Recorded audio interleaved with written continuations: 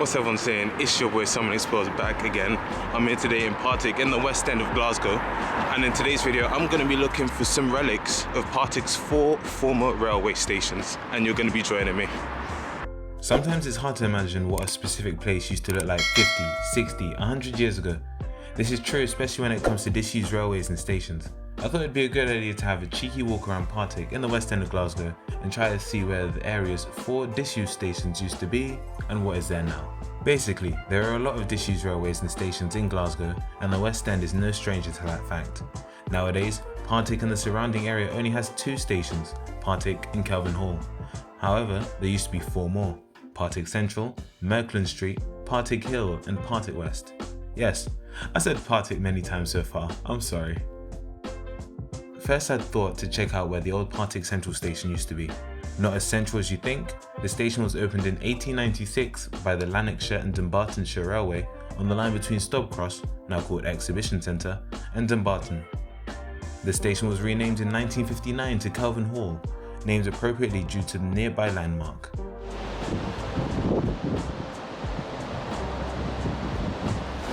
So there, yeah, you can see there's a bridge where the railway tracks used to go on, and of course this bit they've redeveloped into these houses, and of course the River Kelvin.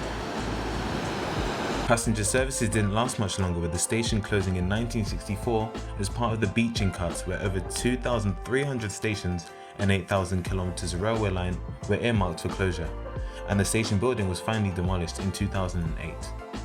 What stands there now is this, a block of private student accommodation on part of the station site.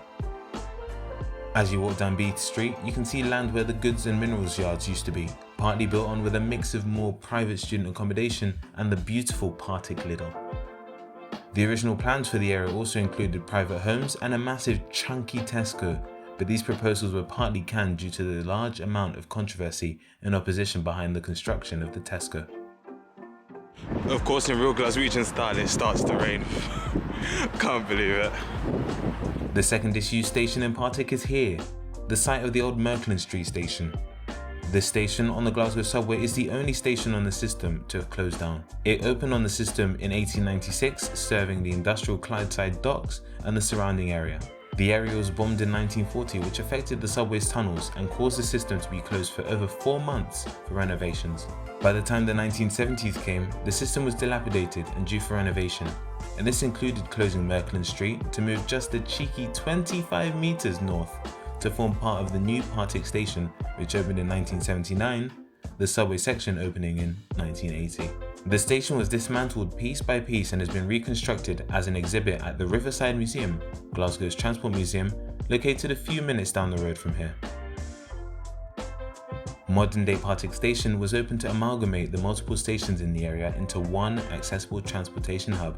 At the same time, it is home to a busy bus station. The next station we're going to look for is just a few minutes down the road, but first we've got to find this. Yes, a retail park. This is where the former Partickhill station was located. The station was opened by the North British Railway in 1874 as Partick, being renamed as Partickhill in 1953. So now what we have is Argos, M&S, Boots, Home Bargains, McDonald's, and a Sainsbury's over there. So Google Maps tells me through there where the service area is, and then turn there, that's where the station would have been based. And then imagine here, this would have all been like tracks, train tracks and stuff, a whole bunch of freight and all that stuff. Yeah. Fascinatingly, is that a word? Is that a word? Hey, puppy, is that a word? It's a word. Okay. Fascinatingly, this station out of the 3 mainline Partick stations was the only one to survive the Beeching cuts of the 1960s. The station would serve the lines heading out to Mulgai, Yoker and out further west, while also serving the lines to the east through Glasgow Queen Street Low Level and Glasgow Central Low Level, a part of the Argyll line which Beeching closed in 1964 but was reopened in 1979. This station closing in 1979 and being replaced by Partick, the new station, was a part of the reopening plans for the line. So I'm gonna follow the overflow car park, and then there you go. So I think it would have been a bit more down there. Don't know why the train's just chilling there. Maybe it's for me, I don't know. But yeah, this is where Partickhill, the main station of Partick, would have been, and then the train tracks would have diverged onto that bit there. Converged. So you see, this bit would have gone there, main rail track there, and then the station just behind that building there. You know, whilst I'm here, I am tempted to buy something, but nah. I'm gonna fight the urge. And we're gonna go into the 4th station, Partick West. Admittedly, this last one is gonna be the hardest one to find because it's not the most obvious, and also there's been a big, massive road like built where it is now. So I'm gonna see how close I can get to where the approximate area was, because it was a big station, you know? Partick West, the final station of this video, was the next station west after Partick Central on the line by the Lanarkshire and Dumbarton Railway, and opened and closed in the same year as Partick Central. The station was on one branch of a junction with 3 spurs, however not much remains in terms of relics of the station.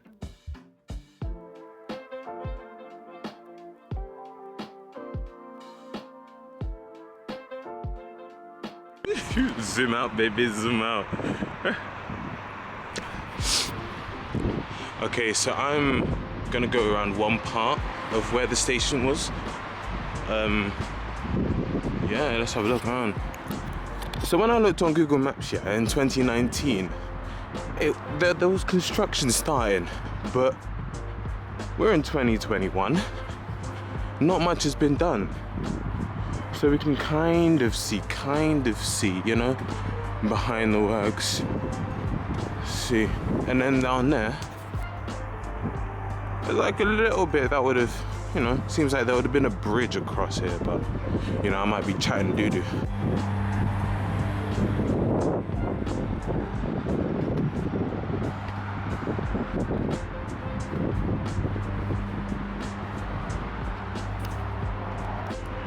So to my best estimations, this is where the old station building was.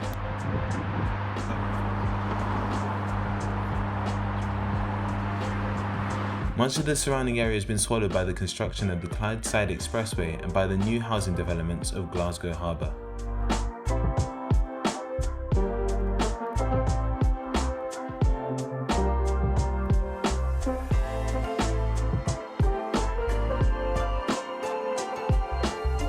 So now let's go have a look at the other side and see what we can find there.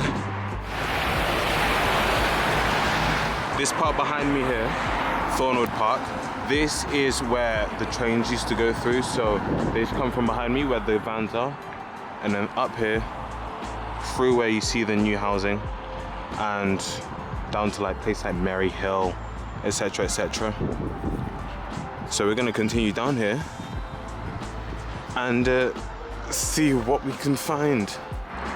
Okay, I think I might need to risk getting my shoes a bit muddy, risking it for a chocolate biscuit, but you'll see what I mean when I come up to where the station was and why I can't really see as much as I want to.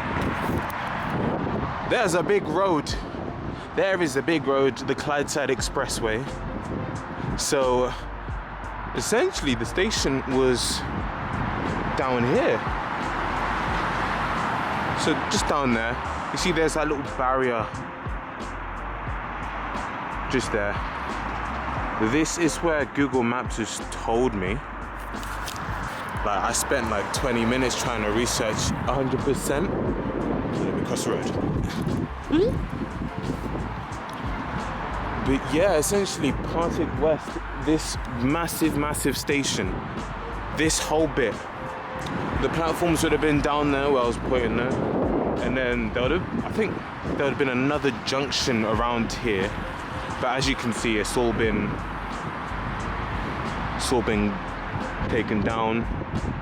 So you've got nice tenements there, and yeah, the Clydeside Expressway has been built instead. So let's say about 60 years ago, right here where I'm standing, I would not have been able to walk here. I don't know what Barton Road would have done, but oh gosh, it's wet. Oh.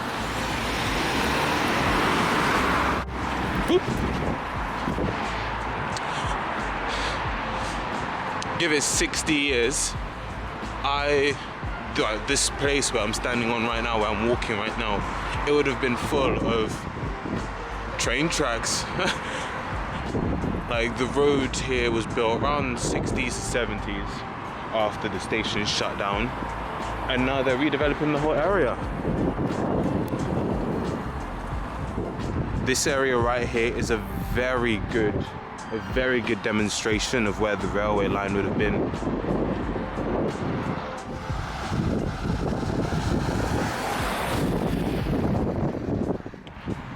Essentially, I am actually walking on where the train tracks used to be. All the way down there. Fun. Sometimes a little bit of procrastination on Google Maps is worth it when you get to discover all about the history of your local area. It's a shame that the Beeching cuts in the 1960s got rid of a lot of the city's railways, although it's quite ingenious to see how the areas around these former lines have been redeveloped, especially following the decline of the city's industry. Okay, I somehow have mud on my trousers. I don't know where from. Hopefully you enjoyed me walking around on this very overcast day here in Glasgow, checking out the former stations here in Partick. If you liked the video, make sure you give it a like, drop a comment, and also subscribe. It's been your boy Summer Explorers, and I'll catch you in the next video.